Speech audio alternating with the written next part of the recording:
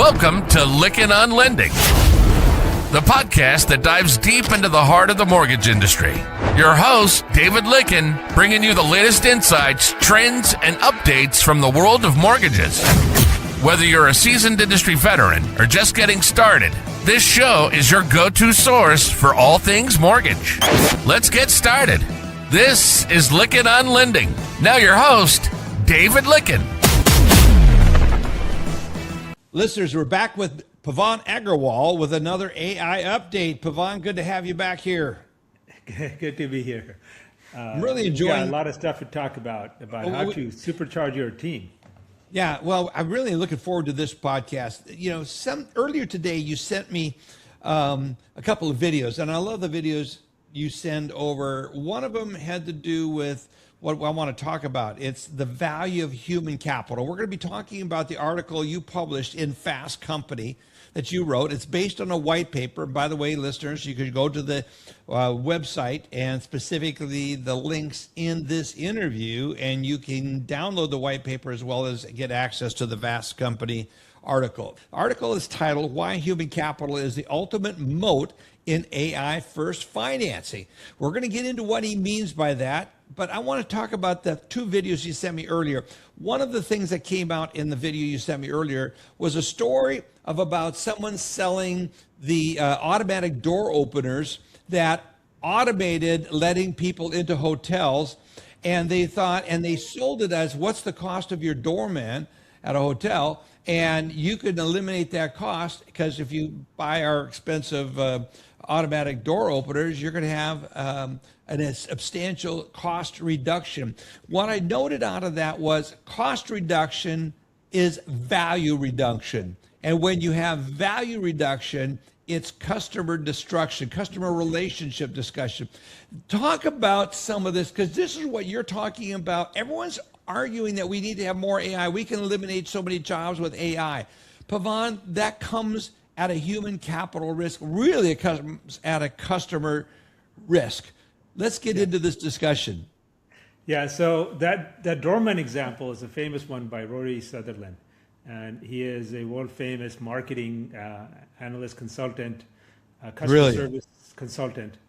And the idea there is these McKinsey-style consultants came in and says, hey, we can save you all this money by making automatic door openers, okay? And then these consulting companies, they get a percentage of what they save you. So they get all this commission up front, okay?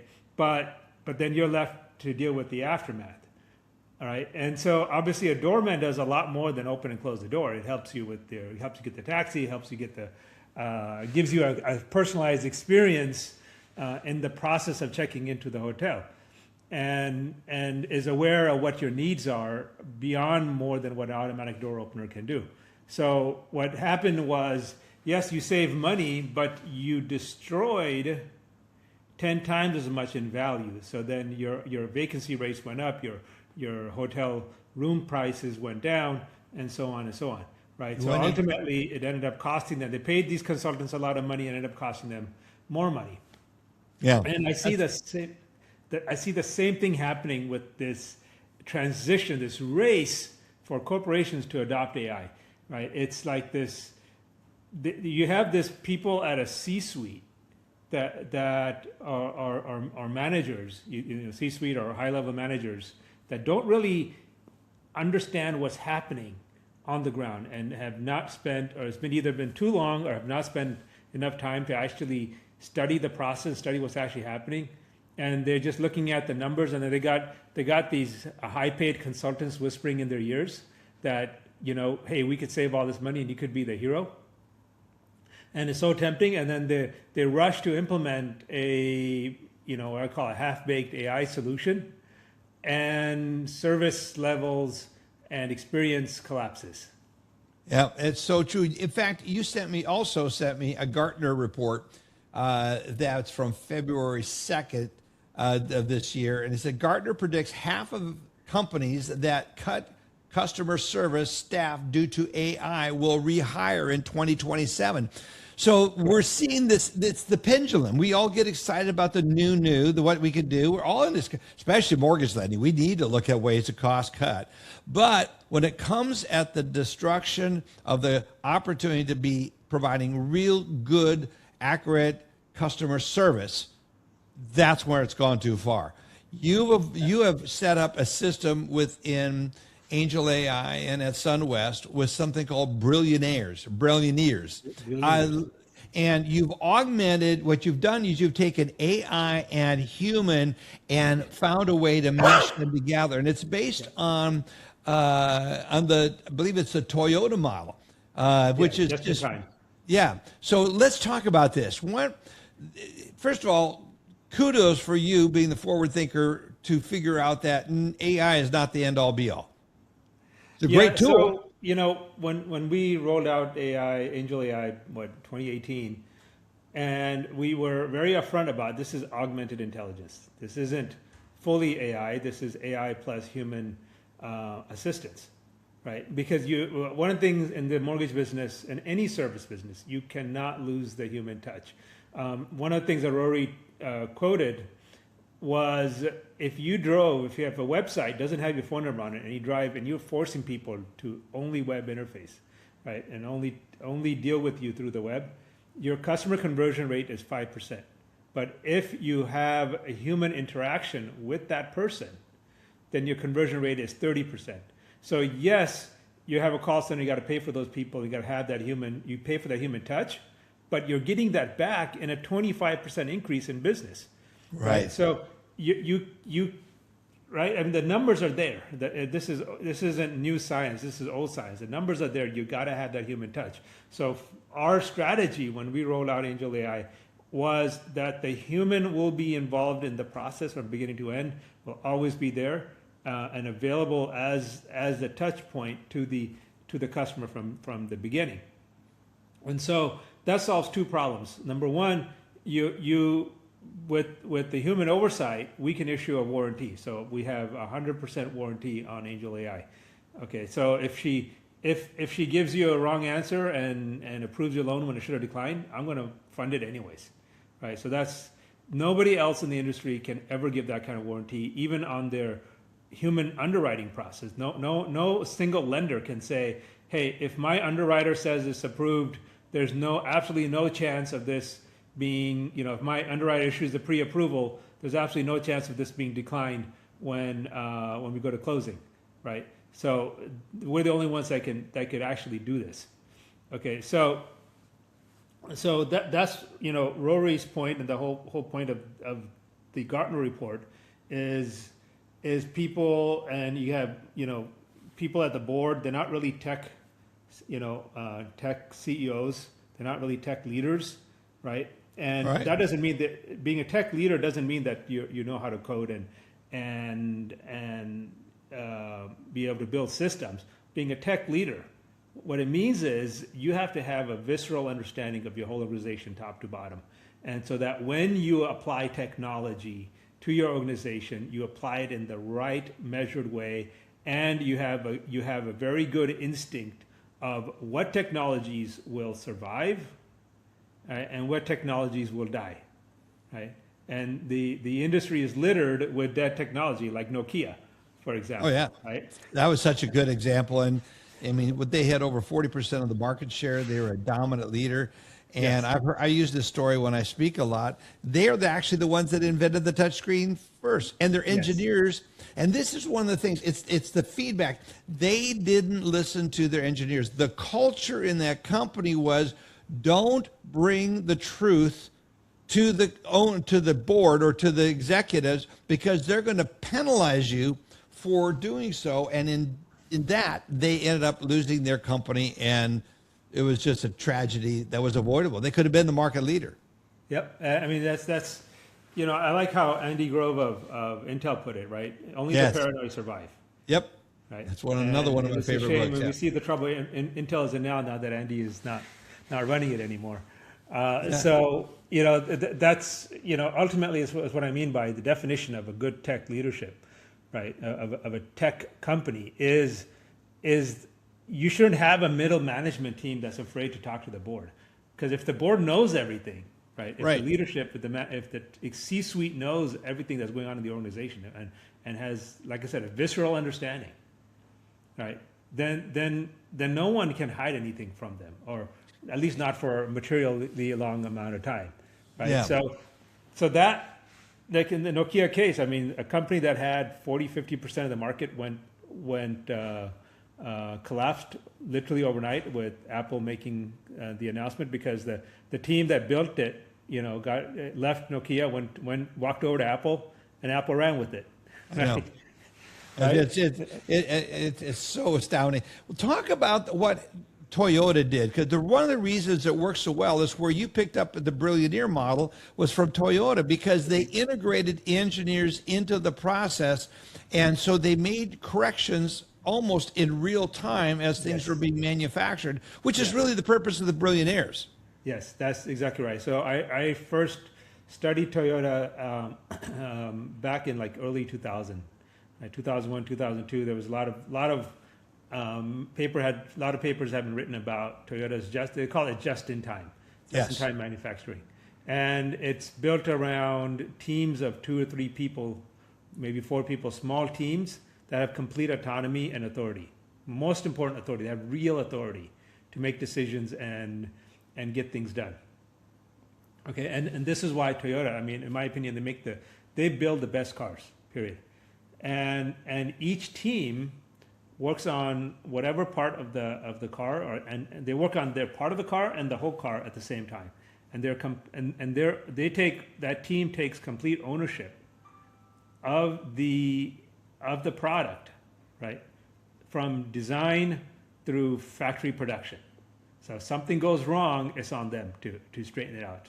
So ownership and accountability means, right? People, like, especially in this industry, which is so commission oriented, right? People equate, in this industry, it equates accountability to commission and pay. That means if you did it right, you get paid. If you don't do it right, you don't get paid, right? Or we take away a bonus or something.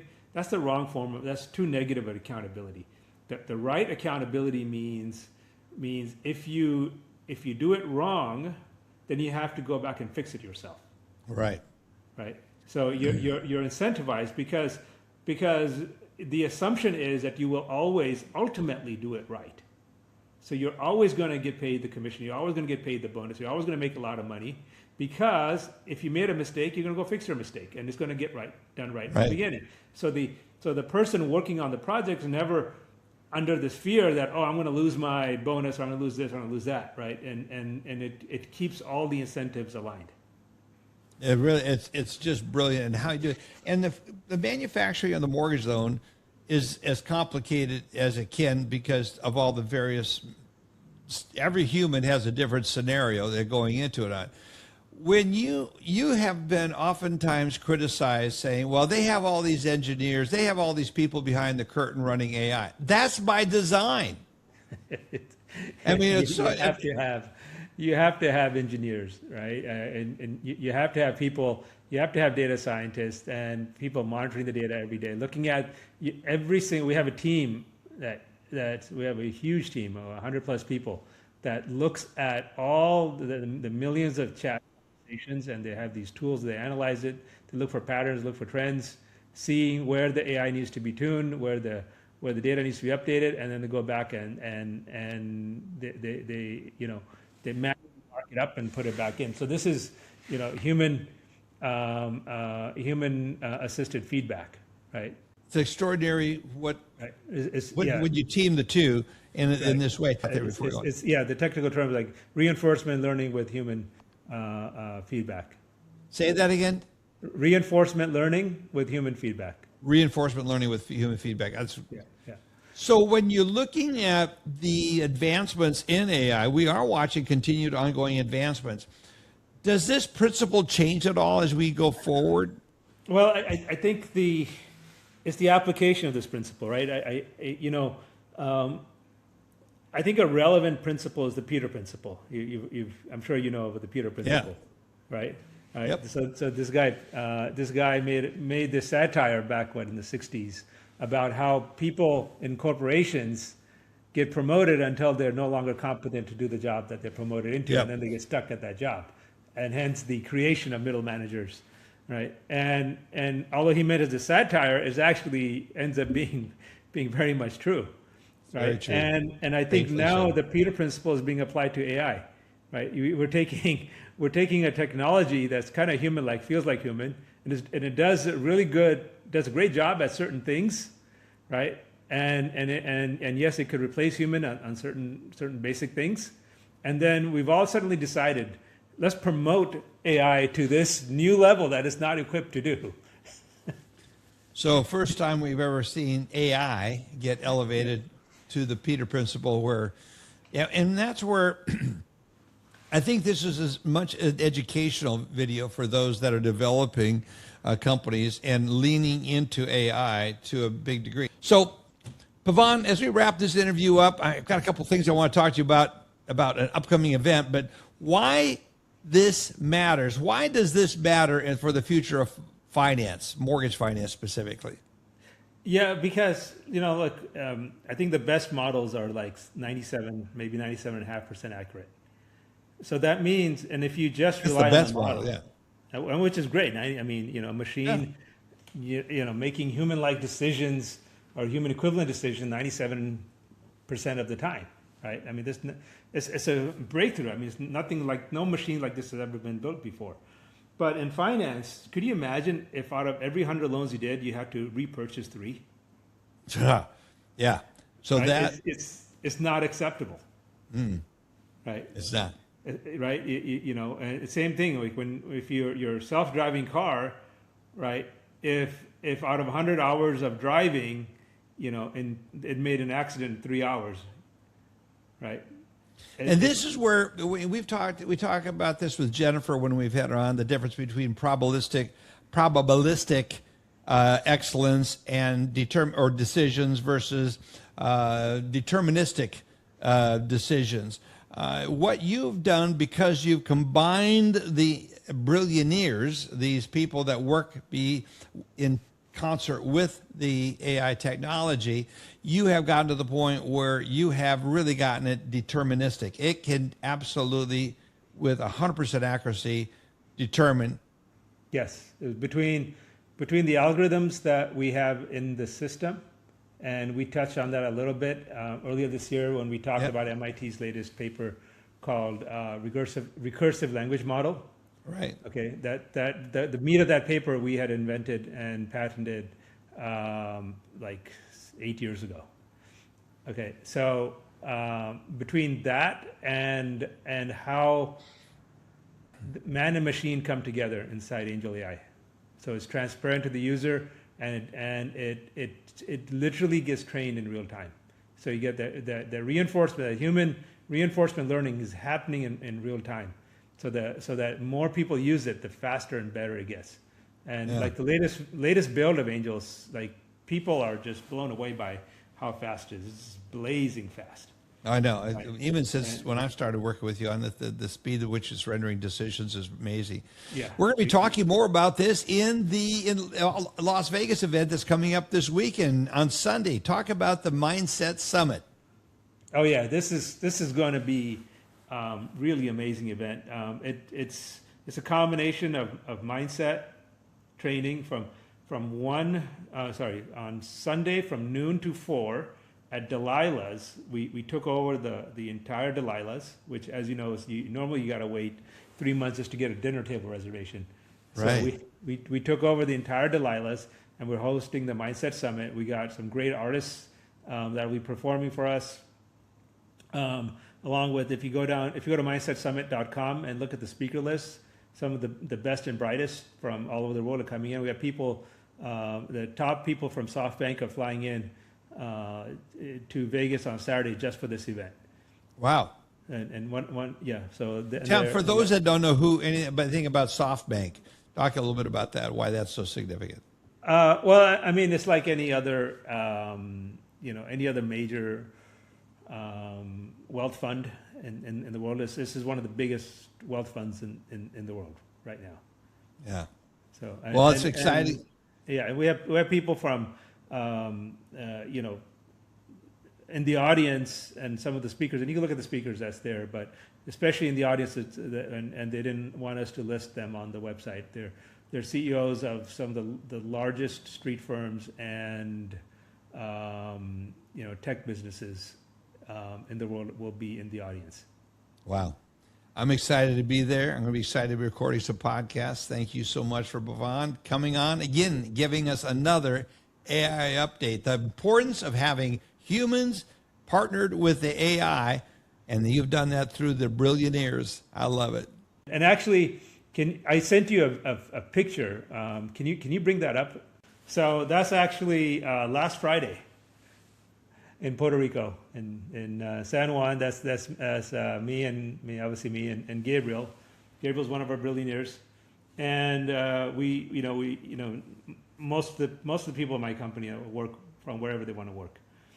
And so we met last Friday, spent a couple of hours brainstorming through problems, right? And brainstorming through ideas and literally, at this beautiful setting, trying to think about and solve problems.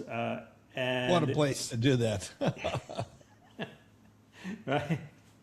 We're problem solving, and we're in territory, we're in areas that has never, engineering problems that have never been addressed before, anywhere, by no one, by anyone. Wow. Okay. And out of that, maybe 3-hour session, we produced 4 new patents. You're kidding. Not kidding, right? Wow. And then we got our patent attorneys on the phone, went over with them, they got all the information, and they're off to the races, right? And this is how we do it, right? And this is what it means. Like, this is a real world example of what it means for just-in-time manufacturing, right? What it means to be a billionaire, what it means to have ownership and accountability beginning to end, right? Yeah. So right from design conception, right, innovation, and then Gabriel's going to see those patents all the way through to implementation, and the feedback from customers, and how do customers react to the new innovation that we invented today or that day. Right? He's going to follow that all the way through, along with the team that worked on it with him. Right. So for those 4 innovations, there will be 4 small teams of say 1 or 2 engineers in each team, along with Gabriel. Right. And that's how things get done. Right. And why does it get done, and how do tech companies achieve this? The fundamental difference between tech company and legacy companies is that there's nobody in the middle, right? Because at the C-suite, right, in my chair, I have a complete visceral understanding of everything that's going on, from a training issue to a architectural design issue to how a loan is processed, or how closing docs are printed, right? So having that kind of top to bottom understanding and being able to plug in and work directly with the team that's on the ground and have intelligent conversations, so that that Nokia event will never happen here, because there's nobody in the middle to filter. Yeah, filter out important intelligence that you need to know. There's nobody in the middle who have been promoted to their Peter limit under the Peter principle, right? So nobody in the middle have been promoted to the level where they're no longer competent, and now they're more afraid of how do they keep their job as opposed to how do they expand their job. That's so good. Right. Go ahead. So I encourage everyone to read the white paper we wrote on this. I mean, it's a roadmap. I'm literally sharing with the world, with other mortgage lenders, my formula, how it works, and it isn't my formula. I will not deny that we learned it from Toyota and took those ideas and implemented in our company. So and it works. Toyota's just-in-time formula methodology works in the mortgage industry. This is what I'm literally giving this to you, free information, right? And I made it public so you can use it, right? Well, I appreciate you sharing it on this podcast, and our listeners we have a growing number of people listening to these AI updates. It's really good.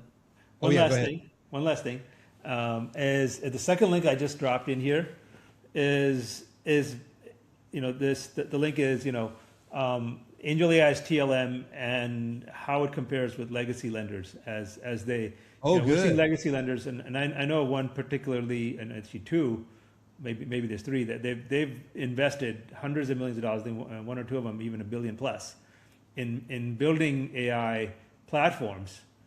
And this link actually gives you a side-by-side comparison, and you can see literally, like, if you don't have leadership that actually understands what the technology is, what its limits are, and how to sit down, leadership that can sit down with its engineers, with its process people, with its customer service reps, with its sales team, listen to them, listen to what the customer needs, understand the limits of what the technology can and can't do, right? The key to being a good tech CEO is not knowing what the technology can do, is knowing what it can't do, and then pushing your team and pushing yourself to say, how do I get past what it can't do and get it done, right? Everyone right now, everyone's watching social media and reading up on AI and super excited about the hype, right? And everyone's all like, okay, I got to learn what AI can do, right? Right. That's the wrong approach. Start with what AI can't do, and then think about solutions. If you want to separate yourself from everyone else running to AI and trying to implement AI in their companies, think about what AI can't do and find a way to implement it so that you work around those limitations. Either build a better AI or build a better process to manage those limitations. Right? That's how you're going to separate yourself, and that's how you're going to win in this race. And that's why the Gartner report that came out 2 months ago basically said that 50% of the companies that implement AI today in 2026 will roll it back in 2027 because they're doing it wrong. Wow. Pretty amazing. Thanks so much for sharing all this with our audience, Pavan. Appreciate you being here again, and look forward to seeing you in Las Vegas on Sunday. Thank you, David. Cheers. You bet. Folks, I hope you enjoyed this latest AI update with Pavan Agrawal. Very interesting stuff. Take this. Many of you are calling me. I love hearing feedback from you. And for those of you that are working through this, please get with me and contact me. I'm happy at no cost to you just to help you sort through these things, answer questions you're working on. I am learning from Pavan, and there's so much that's developing. So stay tuned. Continue to work towards an AI solution for your company, but don't think it's going to replace all the humans in the process. That is a mistake others have made to their demise, and we'll help you avoid that. Have a good day. Thank you for being here. Bye. You've been listening to Lykken on Lending. Our passion is to bring you the latest insights, trends, and updates from the world of mortgages. So on this show, if you're a seasoned industry veteran or just getting started, it's your go-to source for all things mortgage. We hope you've enjoyed the show. We'll be back soon. Take care, and we'll see you next time on Lykken on Lending.